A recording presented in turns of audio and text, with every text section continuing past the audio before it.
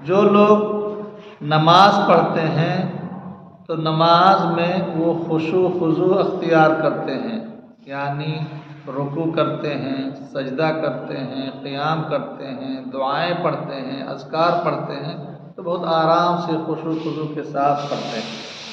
کیوں؟ کیونکہ ایمان کے بعد، کلمہ توحید کی شہادت کے بعد، اللہ اس کے رسول پر ایمان لے آنے کے بعد سب سے پہلی چیز جو واجب ہوتی ہے ایک مسلمان پر، ایک کلمہ گو مومن پر، وہ کیا ہے؟ نماز ہے، صلاۃ ہے۔ تو صلاۃ ہم کو ایسے نہیں پڑھنا ہے کہ جیسے گویا کی ٹرین چھوٹ رہی ہو اور فٹافٹ آپ مارے اور چل دی۔ کیوں؟ کیونکہ ہمیں احسان کا حکم دیا گیا ہے کہ جو چیز ہم کریں بہت اچھے انداز میں کریں۔ اللہ کے نبی صلی اللہ علیہ وسلم نے فرمایا ان اللہ کتب الاحسان علی کل شیء، کہ اللہ تبارک تعالیٰ نے احسان کو ہر چیز میں فرض کر دیا ہے۔ اور احسان کیا ہے؟ احسان کی تعریف دوسری حدیث میں اللہ کے نبی صلی اللہ علیہ وسلم نے فرمایا کہ ان تعبد اللہ کأنک تراہ، کہ آپ اللہ کی عبادت کیجیے، اللہ کی اطاعت کیجیے، اللہ اس کے رسول کے بتائے ہوئے اعمال کو بجا لائیے، اور آپ گویا کہ جب آپ یہ عمل کر رہے ہو، یہ عبادت کر رہے ہو، تو آپ کے گمان ہو کأنک تراہ، گویا کہ آپ اللہ رب العالمین کو دیکھ رہے ہو۔ اگر یہ کیفیت نہیں پیدا ہو سکتی ہے، یہ چیز نہیں آپ کے اندر آ سکتی ہے، تو اللہ کے نبی صلی اللہ علیہ وسلم نے فرمایا فَإِن لَّمْ تَكُن تَرَاهُ فَإِنَّهُ يَرَاكَ۔ اگر یہ کیفیت آپ کے دل میں، آپ کے دماغ میں نہیں ہو سکتی ہے، تو یہ کیفیت کم سے کم ضرور ہونی چاہیے کہ اللہ تبارک و تعالی آپ کو دیکھ رہا ہے۔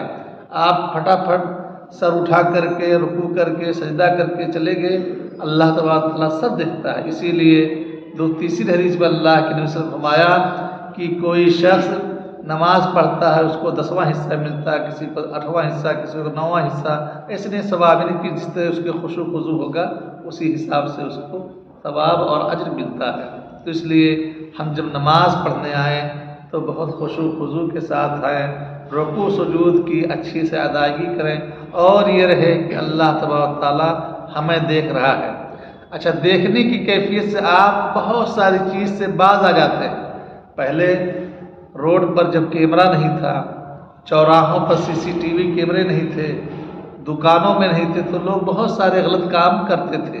لیکن اب جب CCTV کیمرہ لگ گیا ہے تو گاڑی والا گاڑی سے لڑاتا نہیں ہے، چوری چور سے باز آ گیا ہے کہ کیمرہ دیکھ رہا ہے آپ کو۔ تو ہمیں اور آپ کو اس کیمرے کی نہیں، اللہ تبارک و تعالیٰ کے بارے میں سوچنے کہ اللہ تبارک و تعالیٰ ہماری ہر حرکت کو دیکھ رہا ہے، سن رہا ہے، اور کوئی چیز اس سے مخفی نہیں ہے۔ یہ دنیاوی کیمرے جو لائٹ سے چلتے ہیں، بجلی سے چلتے ہیں، یہ خراب ہو سکتے ہیں۔ کوئی تار کاٹ دے، کوئی مشین خراب کر دے، کوئی لائٹ سوئچ آف کر دے، کیمرے کا کوئی معنی مطلب نہیں رہ جاتا ہے۔ لیکن اللہ تبارک تعالیٰ کے ہاں ایسی کوئی چیز نہیں ہے۔ اسلام دین رحمت ہے، اسلام دین رحمت ہے، دین فطرت ہے۔ اللہ تبارک تعالیٰ نے تمام انسانوں کا خیال رکھا ہے، جن چیزوں کو واجب کیا ہے، جن چیزوں کو فرض کیا ہے، سب میں اللہ تبارک تعالیٰ نے وسط چیز کو مقرر کیا ہے۔ دوسری صفت کیا ہے کہ وہ لوگ لغو الذین والذین هم عن اللغو معرضون، کہ جو لوگ وہ مومنین ایسے ہوتے ہیں جو لغو لہو کے بات سے، فضول باتوں سے، بیکار باتوں سے اعراض کر جاتے ہیں، یعنی جو کام کی چیز نہیں ہو اس میں آپ کو نہیں پڑھنا چاہیے، جو آپ سے متعلق چیز نہیں ہو، فائدے کی چیز نہیں ہو۔ مومنین کا شیوا یہ ہے وہاں ٹائم ضائع نہ کریں، یہ وقت جو ہے یہ بھی آپ کی زندگی کا حصہ ہے، بلکہ آپ کی زندگی ہی ہے وہ، تو اس کی بھی حفاظت آپ کو کرنی ہے۔ اور لغو باتوں سے، بیہودہ باتوں سے، ادھر ادھر کی فالتو باتوں سے ہمیں اپنے آپ کو اس سے بچانا چاہیے۔ تو مومنین کی دوسری صفت کو بیان کیا کہ والذین هم عن اللغو معرضون، کہ وہ لغو لہب کی باتوں سے اعراض کرتے ہیں، اس سے دور ہوتے ہیں۔ اللہ کے نبی صلی اللہ علیہ وسلم نے فرمایا کہ من حسن اسلام المرء ترکہ ما لا یعنی، کہ انسان کے بہترین دین اور بہترین اسلام کے لیے اچھے مومن کی پہچان یہ ہے کہ وہ لا یعنی چیز سے، جو بات آپ سے متعلق نہ ہو، جو کام آپ سے متعلق نہیں ہے، اس میں نہیں پڑھنا چاہیے۔ ہمارے ہاں ہوتا کیا ہے، ہم دوسروں کے معاملات میں بہت زیادہ دخل اندازی کرتے ہیں، چاہے قول کے ساتھ یا فعل کے ساتھ، اور اس کی وجہ سے بہت ساری غلط چیزوں میں پڑ جاتے ہیں، جھوٹی گواہی، جھوٹی باتیں، جھوٹی تہمت وغیرہ وغیرہ۔ تو اگر ہم اپنے آپ کو منظم کر لیں کہ ہم لا یعنی چیزوں میں نہیں پڑیں گے، لغو باتوں میں نہیں پڑیں گے، ایسی مجلسوں میں نہیں بیٹھیں گے، تو آپ بہت ساری بری چیزوں سے آپ بچ سکتے ہیں۔ تیسری چیز بیان فرمائی والذین هم للزکاة فاعلون، کہ جو لوگ زکوٰۃ پابندی سے نکالتے رہتے ہیں، زکوٰۃ کی ادائیگی پابندی سے وہ کرتے ہیں۔ والذین هم لفروجهم حافظون، اور چوتھی صفت یہ ہے کہ وہ اپنے شرمگاہوں کی حفاظت کرتے ہیں، الا علی ازواجہم او ما ملکت ایمانہم فانہم غیر ملومین، کہ مگر اپنی بیویوں کے ساتھ، کیونکہ نکاح کے بعد ایک مسلمان کے لیے حلال ہوتا ہے کہ اپنی بیوی کے ساتھ رہے۔ اسی طرح او ما ملکت ایمانہم، جو لونڈیاں جن کو آپ نے خرید لیا یا جنگ میں غیر مسلمین کے ساتھ اس کو آپ نے میدان جنگ میں آپ نے ان کو غلام بنا لیا، تو ان کے ساتھ آپ رہ سکتے ہیں۔ اور اس کے علاوہ جو اس کے علاوہ کوئی کام کرتے ہیں تو یہ لوگ حد سے تجاوز کرنے والے ہیں۔ فمن ابتغى وراء ذلك فاولئک هم العادون، جو بیویوں کو چھوڑ کر کے اور باندیوں کو چھوڑ کر کسی اور جگہ اپنے شرمگاہ کو لے جاتے ہیں، تو ایسے لوگ شریعت سے، کتاب اللہ اور سنت رسول سے گویا کہ تجاوز کرتے ہیں۔ کسی بھی انسان کے لیے حلال نہیں ہے کہ اپنے شرمگاہ کو کسی اور جگہ پر لے جائے۔ اللہ کے نبی صلی اللہ علیہ وسلم نے فرمایا، صحیحین کی حدیث ہے، بخاری مسلم کی، من یضمن لی ما بین لحییہ وما بین فخذیہ اضمن لہ الجنہ، کہ جو شخص اپنے دونوں داڑھوں کے بیچ میں جو چیز ہے زبان، جو اپنے زبان کی ضمانت لے لے، اور دونوں ٹانگ کے بیچ میں یعنی اپنی شرمگاہ، اس شرمگاہ کی حفاظت کی ذمہ داری لے لے، اپنے زبان کی حفاظت کی ذمہ داری لے لی، اضمن لہ الجنہ، تو میں ایسے شخص کے لیے جنت کی ضمانت دیتا ہوں یا لیتا ہوں۔ یعنی دیکھیے کتنی بڑی فضیلت ہے کہ آدمی اپنے زبان کی حفاظت کر لے اور اپنے شرمگاہ کی حفاظت کر لے، تو اللہ کے نبی صلی اللہ علیہ وسلم اس کے لیے کیا کرتے ہیں، جنت کی ضمانت لیتے ہیں۔ ہم اور آپ اپنی زبان سے کتنی چیزیں بولتے ہیں، کیا کیا بکتے ہیں، کسی کی جھوٹی گواہی، کسی کے بارے میں جھوٹ بات، چغلی وغیرہ وغیرہ، الزام تراشی، بہتان تراشی، تہمت، جو بھی چیزیں ہوتی ہیں یہ زبان سے ہوتی ہیں، اور شرمگاہ سے جو برائیاں ہیں آپ لوگ جانتے ہیں۔ تو اس لیے یہ مومنین کے اوصاف بہت موٹے موٹے سورہ مومنون میں اللہ تبارک و تعالیٰ نے بیان فرمایا۔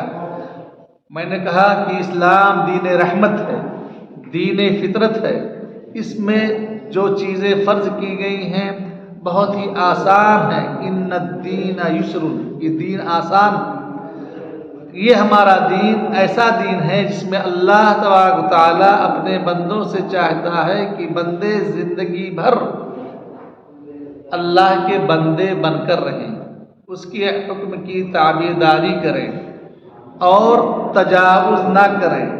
اسی لیے کچھ چیزوں کو اللہ تبارک تعالیٰ نے فرض کیا ہے، کچھ چیزیں مستحبات ہیں، مندوبات ہیں، اور دیگر ادیان میں ایسا نہیں ہے۔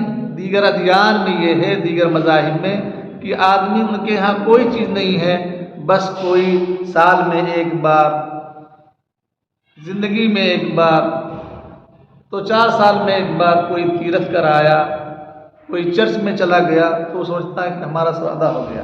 ہمارے ہاں ایسا نہیں ہے۔ اللہ تبارک و تعالیٰ نے نمازوں کو فرض کیا، 5 وقتہ نمازیں ہیں، ہمیشہ ہیں، جب آپ بالغ ہوتے ہیں، ممیز ہو جاتے ہیں، تب سے لے کر موت تک۔ زکوٰۃ ہے، ہر سال آپ کو دینا ہے، یہ نہیں کہ ایک سال دے دیے۔ روزہ ہے، ہر سال آپ کو روزہ رکھنا ہے، ایسا نہیں کہ آپ ایک سال روزہ رکھ بھی باقی زندگی میں معاف، ایسا نہیں ہو سکتا۔ اسی طرح تلاوت قرآن ہے، اذکار ہیں، والدین کے ساتھ حسن سلوک ہے، صلہ رحمی ہے، وغیرہ وغیرہ جتنی چیزیں ہیں سب آپ کو پابندی کے ساتھ کرنا ہے، یعنی اللہ کے حکم کے مطابق روزانہ چلنا ہے، ہمیشہ چلنا ہے۔ اور وہی لوگ کامیاب ہیں جو روزانہ چلتے ہیں اور برابر عمل کرتے ہیں۔ یہ نہیں کہ سال میں رمضان میں صرف عبادت کر لیے، بقیہ 11 مہینوں میں آپ کچھ نہیں کرتے ہیں، نہ نماز پڑھتے ہیں، نہ روزہ رکھتے ہیں، نہ قرآن پڑھتے ہیں، نہ مسجد آتے ہیں، یا صرف جمعہ کی نماز پڑھ لیتے ہیں، وغیرہ وغیرہ۔ تو ایسا نہیں ہے، یہ اصل صحیح اسلام نہیں ہے۔ صحیح اسلام یہ ہے کہ جو چیزیں جیسے فرض ہیں ویسے آپ ادا کریں، ان کے اوقات کے ساتھ۔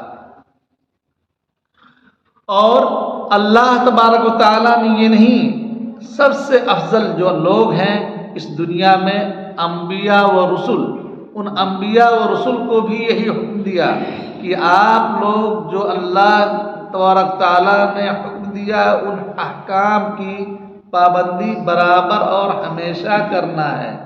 چنانچہ حضرت عیسیٰ علیہ السلام جو کہ اولو العزم من الرسل میں سے ہیں، اولو العزم کہتے ہیں ان رسول کو، 5 ہیں وہ۔ اولو العزم رسول کون ہے؟ 5 ہیں۔ اولو العزم یعنی جنہوں نے بڑی محنت کی اپنے امت کی خیر خواہی کے لیے، ان کی رشد و ہدایت کے لیے، ان کو سیدھے راستہ دکھانے کے لیے۔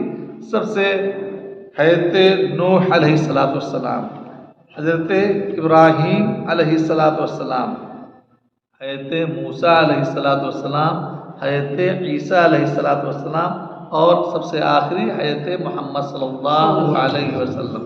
تو یہ 5 رسول ہیں جن کو اولو العزم رسول کہا جاتا ہے۔ انہوں نے بڑی محنت کی۔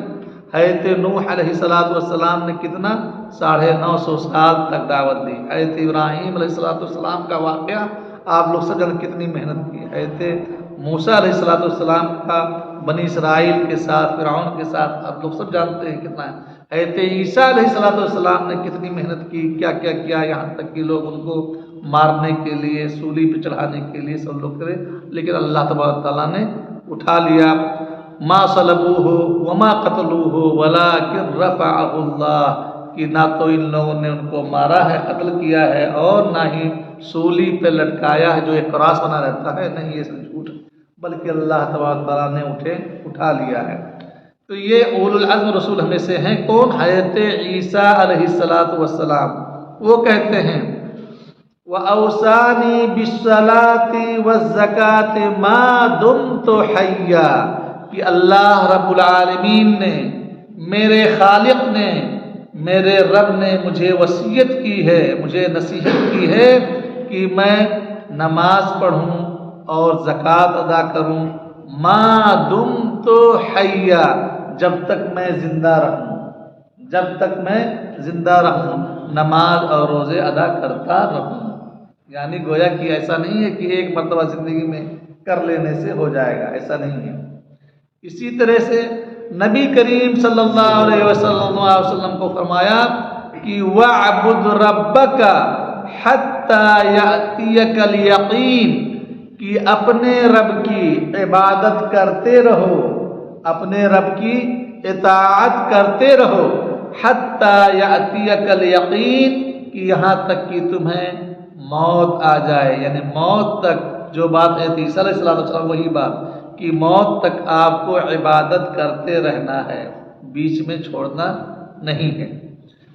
اس لیے ہمیں اور آپ کو چاہیے کہ ہم بھی اللہ تبارک تعالیٰ کے احکام کی، اس کے فرامین کی پابندی برابر کرتے رہیں، اور جن احکام کا اللہ نے حکم دیا ہے ان کی تعمیل برابر کریں۔ یہ نہیں کہ جمعہ سے لے کے جمعہ یا رمضان سے لے کے رمضان یا ربیع الاول سے لے کے ربیع الاول ہمارے بعض بھائی ہیں، تو یہ سب چیزیں ایسی نہیں ہونی چاہیے، بلکہ ہمیشہ آپ تلاوت قرآن کیجئے، ہمیشہ نماز پڑھیے، ہمیشہ درود شریف اللہم صلی علی محمد وعلی آل محمد کما صلیت علی ابراہیم وعلی آل ابراہیم انک حمید مجید اللہم بارک علی محمد وعلی آل محمد کما بارکت علی ابراہیم وعلی آل ابراہیم انک حمید مجید برابر آپ کو پڑھنا، یہ نہیں کہ کسی مہینے میں خاص کر لیجئے کہ ہم 10 دن پڑھیں گے 8 دن پڑھیں گے، ہمیشہ۔ کیوں؟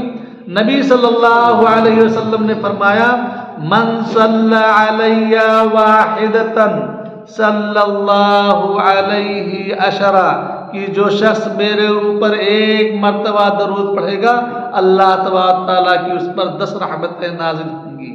تو یہ ہمیشہ کے لیے نہیں، کسی مہینے اور کسی وقت کے لیے خاص نہیں ہے، ہمیشہ کے لیے آپ کے لیے ہے۔ اسی طرح سے اللہ کے نبی صلی اللہ علیہ وسلم کو سب سے زیادہ محبوب عمل وہ تھا جو پابندی سے کیا جائے، جو پابندی سے کیا جائے وہی عمل اللہ کے نبی صلی اللہ علیہ وسلم کو سب سے زیادہ محبوب تھا، اور اللہ کے نبی کریم صلی اللہ علیہ وسلم اسی کا حکم دیا کرتے تھے۔ چنانچہ ایک بار نبی کریم صلی اللہ علیہ وسلم اپنے نبی صلی اللہ علیہ وسلم کا گھر جو ہے مسجد نبوی یہ ہے اور دیوار بیچ میں تھی، اس کے بعد نبی صلی اللہ علیہ وسلم کا گھر تھا، تو نبی کریم صلی اللہ علیہ وسلم قیام اللیل کرتے تھے اور راتوں کو نماز پڑھتے تھے۔ صحابہ کرام بھی کیا ہوا، نبی کریم صلی اللہ علیہ وسلم کو دیکھ کر وہ بھی نماز پڑھنے لگے۔ ایک دن ہوا، 2 دن ہوا، یہاں تک کہ تعداد زیادہ ہو گئی، تو نبی کریم صلی اللہ علیہ وسلم نکلے اپنے گھر سے اور لوگوں سے کہا کہ یا ایھا الناس خذوا من الاعمال ما تطیقون فإن اللہ لا یمل حتى تملوا وإن أحب الأعمال إلى الله ما دوم علیہ۔ کہہ رہے ہیں کہ نبی کریم صلی اللہ علیہ وسلم نے صحابہ کرام کو خطاب کر کے فرمایا کہ اے لوگو، آپ لوگ اتنا ہی عمل کرو جس کی طاقت رکھ سکو۔ میں رسول ہوں، میں نبی ہوں، تو یہ جو چیزیں فرائض نہیں ہیں، نوافل کے باب سے ہیں، اس کو اس طرح سے مت کرو میرے ساتھ رہ کر کے کہ وہ آپ سمجھو کہ واجب ہے، نہیں، واجب وہ نہیں ہے، فرائض واجبات ہیں۔ تو کیونکہ اللہ تبارک تعالیٰ نہیں تھکتا ہے، فَإِنَّ اللَّهَ لَا يَمَلُّ حَتَّى تَمَلُّ، کہ اجر و ثواب دینے سے آپ کے نیکیوں پر اللہ تبارک تعالیٰ ثواب دے گا، اس کا اجر دے گا، اس سے نہیں تھکتا ہے۔ حَتَّى تَمَلُّ، یہاں تک کہ تم ہی لوگ تھک ہار کر کے بیٹھ جاؤ گے۔ اور اس کے بعد کہا وَإِنَّ أَحَبَّ الْأَعْمَالِ إِلَى اللَّهِ مَا دُوِّمَ عَلَيْهِ، کہ جان لو، کان کھول کر سن لو کہ اللہ تبارک و تعالیٰ کے نزدیک سب سے محبوب عمل یہ ہے کہ جس عمل پر پابندی کی جائے، مداومت برتی جائے، ہمیشگی کے ساتھ کی جائے۔ اور اس کے بعد دوسری روایت میں ہے صحیح مسلم کی کہ کہا وَإِنَّ آلَ مُحَمَّدٍ إِذَا عَمِلُوا عَمَلًا أَثْبَتُوهُ، نبی کریم صلی اللہ علیہ وسلم کی بیوی یا ان کے گھر والے جب کوئی نیک عمل شروع کرتے ہیں تو اس پر مداومت برتتے ہیں۔ اور اس کے بعد کہا وَكَانَ النَّبِيُّ صلی اللہ علیہ وسلم إِذَا نَامَ أَوْ مَرِضَ قَامَ مِنَ النَّهَارِ 12 رَكْعَةً۔ ہم انسان ہیں، نبی کریم صلی اللہ علیہ وسلم بھی انسان تھے، جیسے ہم بیمار ہوتے ہیں نبی صلی اللہ علیہ وسلم بھی بیمار ہوا کرتے تھے۔ ہم جیسے سو جاتے ہیں نبی کریم صلی اللہ علیہ وسلم کو بھی نیند آ جاتی تھی۔ چنانچہ آپ فرماتے ہیں، حضرت عائشہ فرماتی ہیں کہ نبی کریم صلی اللہ علیہ وسلم کا شیوا یہ تھا، ان کی عادت یہ تھی کہ رات میں وہ قیام اللیل 11 رکعات پڑھتے تھے، لیکن کبھی بیمار ہو جایا کرتے تھے اگر، یا کبھی آنکھ لگ گئی سو جاتے تھے، تو دن میں اٹھتے تھے تو 12 رکعت نماز پڑھتے تھے. کیوں؟ کیونکہ وطر کا ٹائم ختم ہو گیا تو اس کے بدلے میں 12 رکعت پڑھنا چاہیے. ایسے ہی جو شخص اگر کوئی نماز پڑھتا ہے اور رات میں 3 رکعت چھوٹ گئی بیماری کی وجہ سے یا سفر کیا تھا نیند آ گئی تو وہ اس وطر کو آپ پڑھو گے کتنا جفت کر کے پڑھو گے. یعنی 3 رکعت اگر پڑھتے تھے آپ ہر روز تو 4 رکعت دن میں اس کو قضا 4 رکعت کرنا، 3 رکعت نہیں ہوگی کیونکہ اس کا ٹائم ختم ہو گیا. تو نبی کریم صلی اللہ علیہ وسلم کو دیکھیے کہ کتنی پابندی کے ساتھ آپ عمل کرتے تھے. اس کے بعد یہ صرف نہیں کہ نبی صلی اللہ علیہ وسلم خود کرتے تھے، نبی کریم صلی اللہ علیہ وسلم کی ازواج مطہرات بھی کرتی تھی.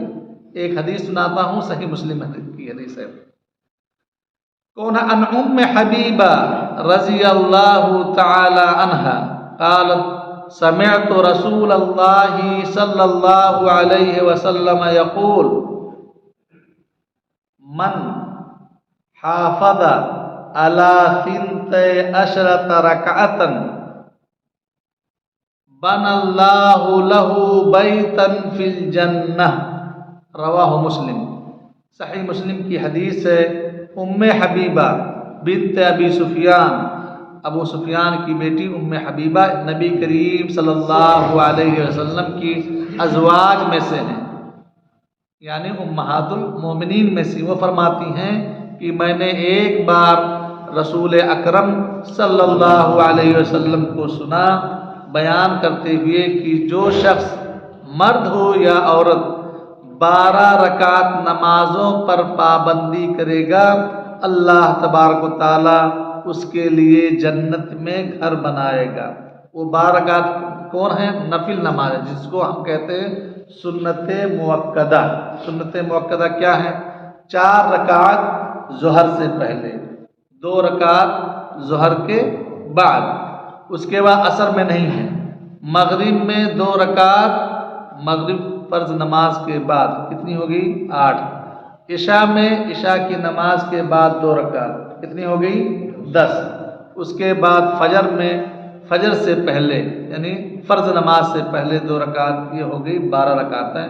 تو 12 رکعتیں جو پڑھے گا پابندی کے ساتھ اللہ تبارک و تعالیٰ اس کے لیے جنت میں محل تعمیر کرے گا.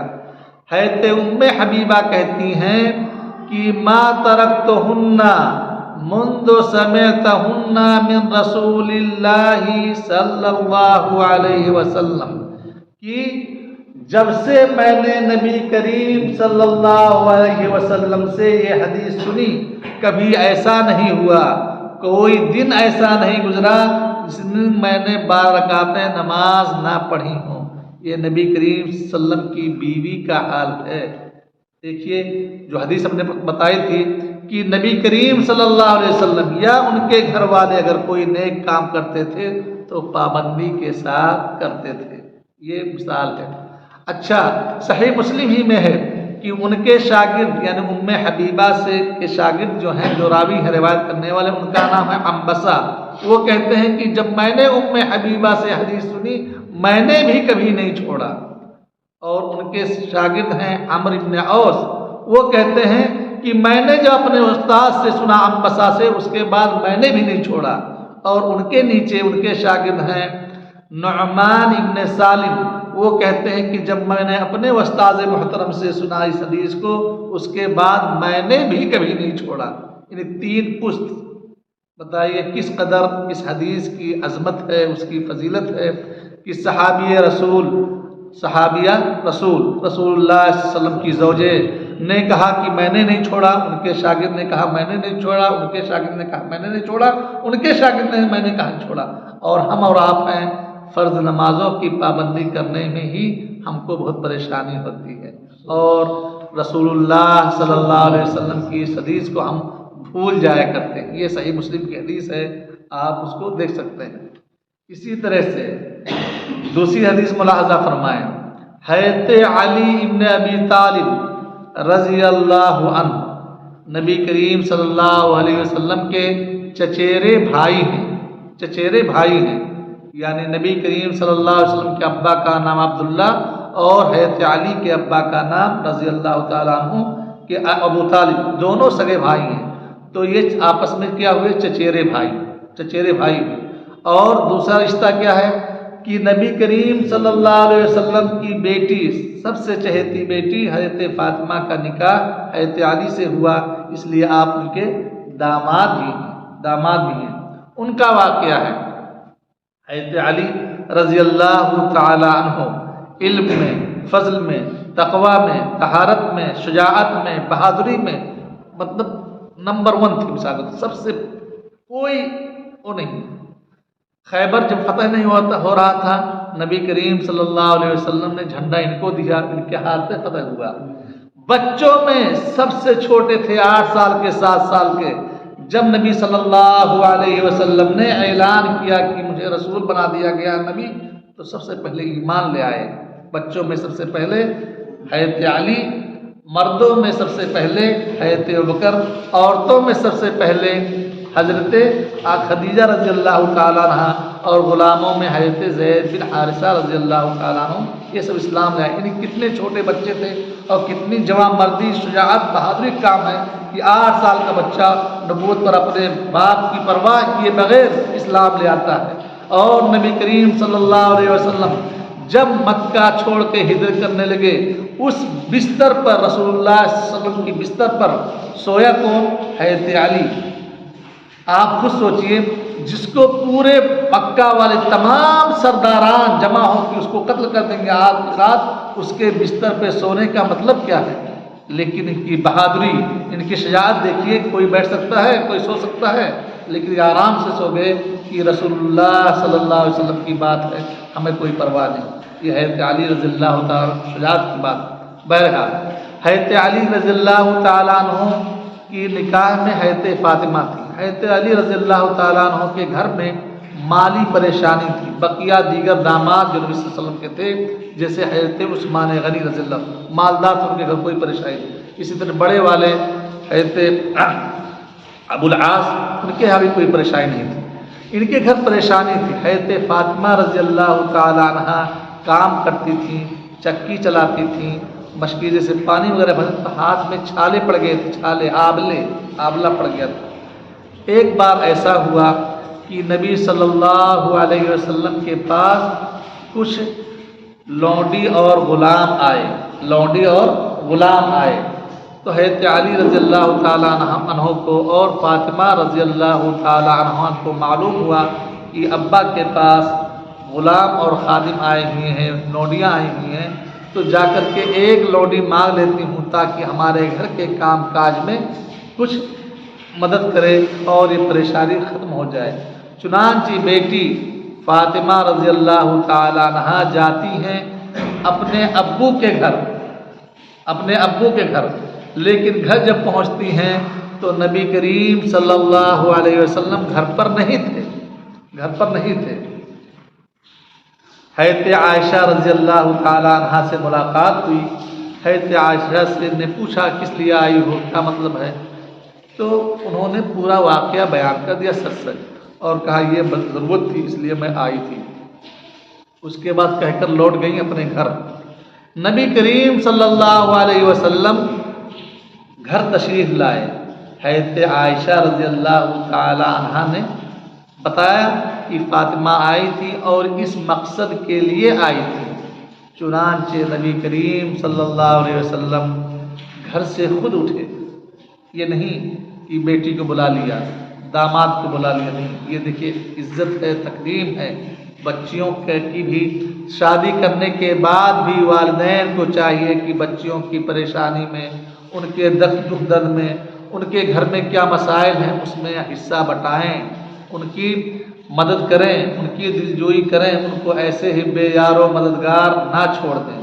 چنانچہ نبی رحمت صلی اللہ علیہ وسلم اپنے گھر سے خود اٹھے اور حضرت علی یعنی حضرت فاطمہ کے گھر گئے۔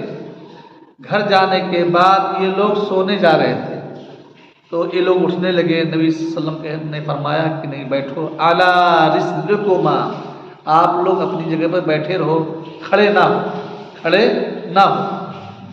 اور کہا کہ جو لونڈیاں آئی ہیں یا جو غلام آئے ہیں مہاجرین صحابہ کرام فقراء المہاجرین جو ہیں ان کو بہت پریشانی ہے، میں نے ان کے درمیان تقسیم کر دیا ہے، تمہیں کچھ نہیں دے سکتا لیکن تمہیں دعا سکھاتا ہوں یا ایسی چیز دیتا ہوں جو تمہارے لیے خادم سے، خادمہ سے، لونڈی سے بہتر ہوگی۔ تو ہے دونوں نے کہا کہ اے اللہ کے رسول کیا چیز ہے؟ آپ نے فرمایا الا اعلمکما ما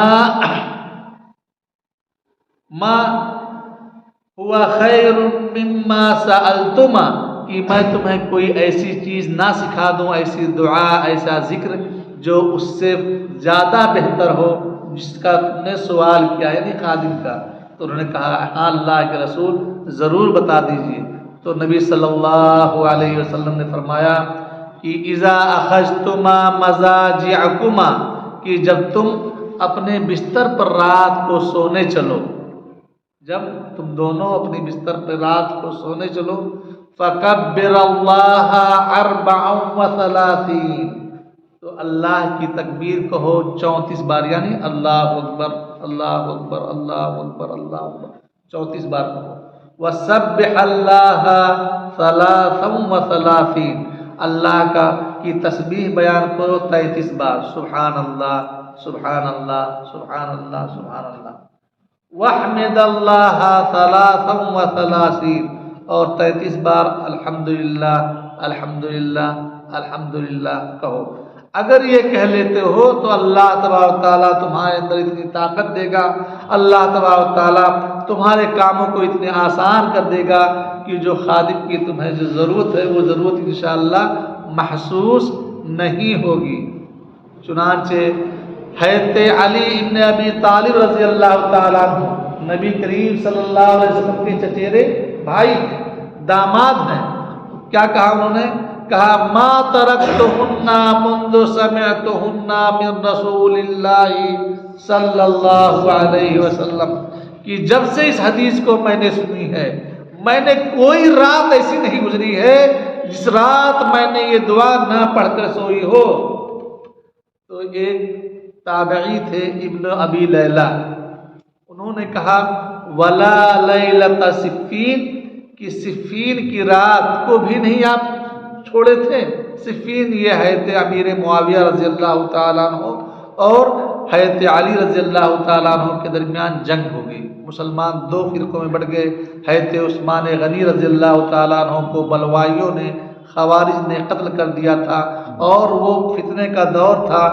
جو قاتلین تھے وہ حضرت علی کی فوج میں شامل ہو گئے۔ حضرت امیر معاویہ اور دیگر صحابہ کرام دیکھتے تھے کہ علی رضی اللہ تعالیٰ عنہ کے ساتھ ساتھ یہ لوگ ہیں، ان سے قصاص لیجیے۔ حضرت علی رضی اللہ تعالیٰ عنہ کا کہنا یہ تھا کہ حالات تھوڑا نارمل ہو جائیں، سازگار ہو جائیں، ٹھنڈے ہو جائیں، تب میں ان لوگوں کا قصاص لیتا ہوں، ان لوگوں سے جنہوں نے حضرت عثمان غنی رضی اللہ تعالیٰ عنہ کو ان کے گھر میں قید کر کے، یعنی محصور کر کے ان کو مارا ہے۔ میں چھوڑوں گا نہیں، لیکن آپ لوگ تھوڑا صبر کیجیے، میں انشاءاللہ کروں گا۔ لیکن وہ حالات ایسے تھے کہ آدمی صحیح اور حق سمجھ میں نہیں آتا تھا۔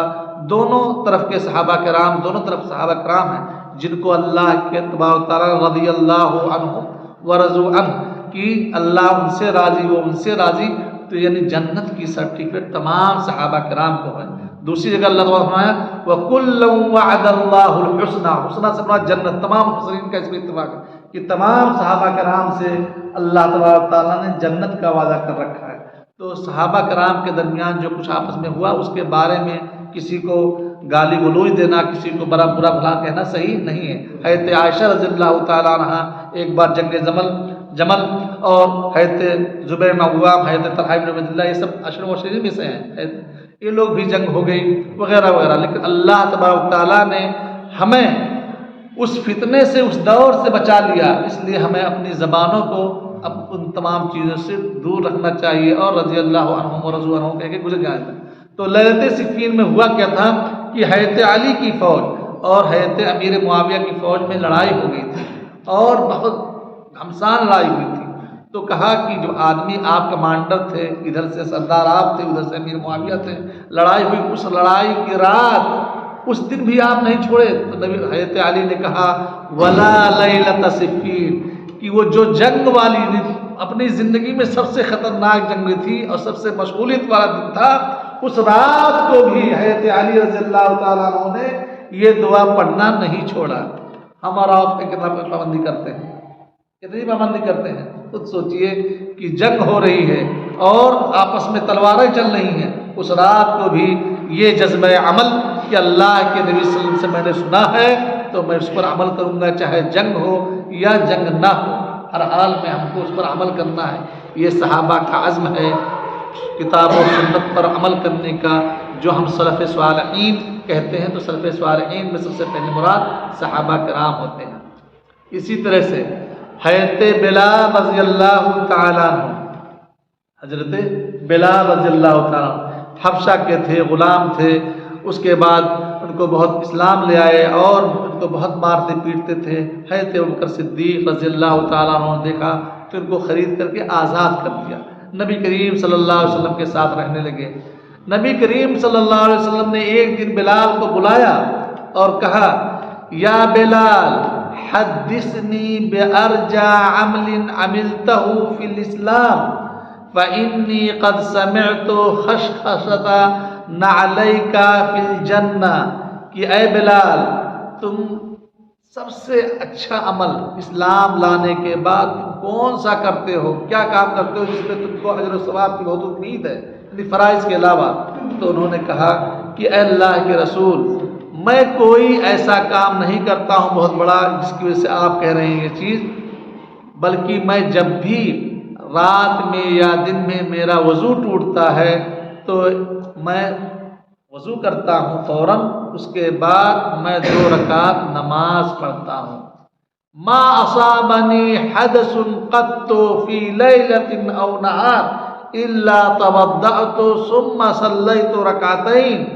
صحیح مسلم کی روایت ہے کہ جب بھی صبح و شام، رات و دن میں جب بھی میرا وضو ٹوٹتا ہے، یعنی پیشاب کی وجہ سے یا پاخانہ کی وجہ سے یا ہوا کھلنے کی وجہ سے، تو میں فوراً کیا کرتا ہوں، وضو بناتا ہوں اور 2 رکعت تحیۃ الوضو اس کو کہتے ہیں، تحیۃ الوضو، وضو کی نماز پڑھتا ہوں، یہ ہمیشہ کرتا ہوں۔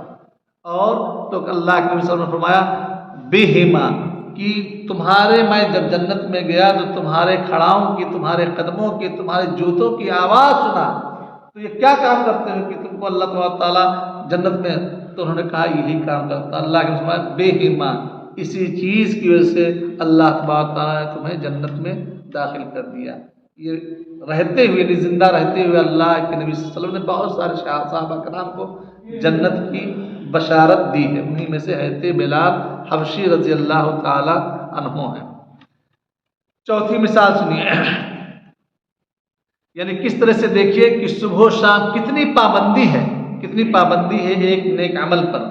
چوتھی مثال حضرت عبداللہ ابن عمر رضی اللہ تعالی عنہ کی ہے۔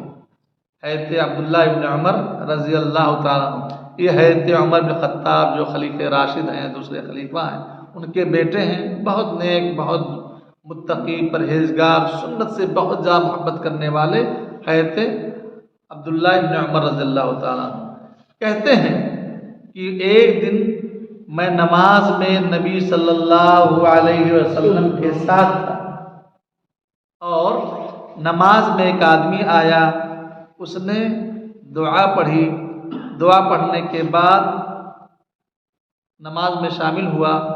نبی کریم صلی اللہ علیہ وسلم نے اس دعا کو سنا۔ دعا کیا پڑھا؟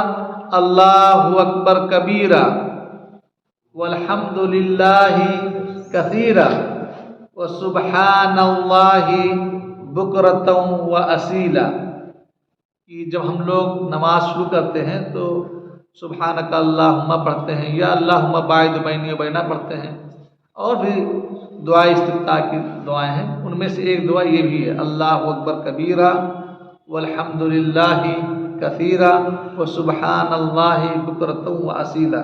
تو جب نماز ختم ہوگی تو نبی صلی اللہ علیہ وسلم نے فرمایا من القائل ھذا، یہ کہنے والا کون تھا؟ تو صحابی رسول کھڑے ہوئے، انہوں نے کہا کہ اللہ کے رسول میں نے کہا ہے۔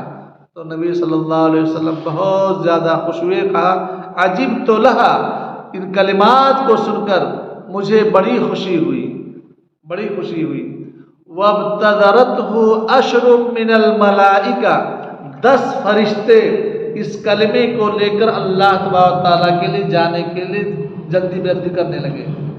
حضرت عبداللہ ابن عمر کہتے ہیں رضی اللہ تعالیٰ عنہما کہ ما ترکتہن منذ سمعت رسول اللہ صلی اللہ علیہ وسلم، کہ جتنی بھی نمازیں میں پڑھتا تھا اس حدیث کو سننے کے بعد میں نے کوئی ایسی نماز نہیں پڑھی ہے جس میں اس دعا کو نہیں پڑھا ہوں، کہ جب اس دعا کی اتنی فضیلت ہے، کہنے میں کتنا آسان ہے، اللہ اکبر کبیرہ سبحان والحمد للہ کثیرہ وسبحان اللہ بکرۃ واصیلا. یعنی آپ جب دعا استفتاح اللہ اکبر کہتے ہو، کرتے ہو، تو یہ دعا پڑھنے میں کتنے آسان ہے کہ فرشتے اللہ کے نبی صلی اللہ علیہ وسلم اس سے خوش ہوئے. فرشتے کو اتنا اچھا لگا کہ وہ دوڑ کر اللہ تعالیٰ کے پاس لے کے پہنچ رہے ہیں. لیکن ہم اور آپ یہ سب نہیں کر پاتے ہیں. چھوٹی چھوٹی چیز نیکیاں.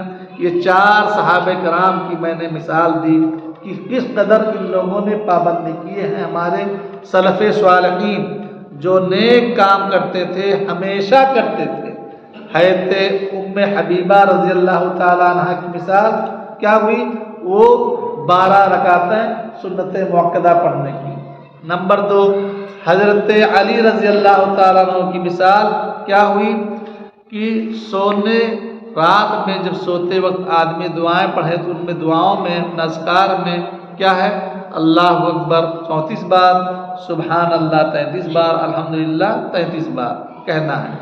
تیسری مثال حضرت بلال کی ہوئی کہ وہ ہمیشہ وضو کرتے تھے، وضو کے بعد 2 رکعت نماز پڑھتے تھے. چوتھی مثال حضرت عبداللہ ابن عمر رضی اللہ تعالیٰ عنہ کی ہوئی کہ آپ جب بھی نماز پڑھتے تھے تو ان کلمات کو دعائے استفتاح کے طور پر ضرور کہتے تھے.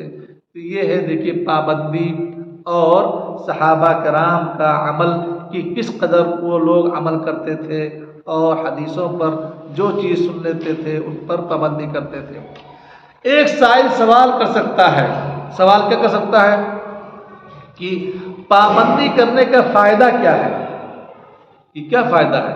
پابندی کرنے کا فائدہ یہ ہے کہ اللہ تبارک تعالیٰ آپ سے خوش ہوگا، اللہ تبارک تعالیٰ آپ کو محبوب رکھے گا، اللہ تبارک تعالیٰ آپ کے گناہوں کو، چھوٹے چھوٹے گناہوں کو اللہ تبارک تعالیٰ آپ کے نامہ اعمال سے مٹا دے گا. نہیں آپ اور ہم کوئی شخص یہ گارنٹی نہیں لے سکتا، ضمانت نہیں لے سکتا کہ ہم سے غلطیاں نہیں ہوتی، ہم سے گناہ کے کام سرزد نہیں ہوتے ہیں. کیوں؟ کیونکہ ہم آدم کی اولاد ہیں. آدم کی اولاد ہیں. آدم علیہ السلام سے غلطی ہوئی، اس لیے ان کے بچوں سے بھی غلطی ہوتی ہی رہے گی، اس میں کوئی اشکال نہیں. لیکن کیا خیر الخطائین التوابون کی سب سے بہتر خطا کار وہ ہیں جو اپنے غلطیوں پر نادم ہوں، توبہ کر لیں، استغفار کر لیں، معافی مانگ لیں. حضرت آدم کی روش، ان کی سنت یہ ہے کہ غلطی ہوئی انہوں نے معافی مانگ لی.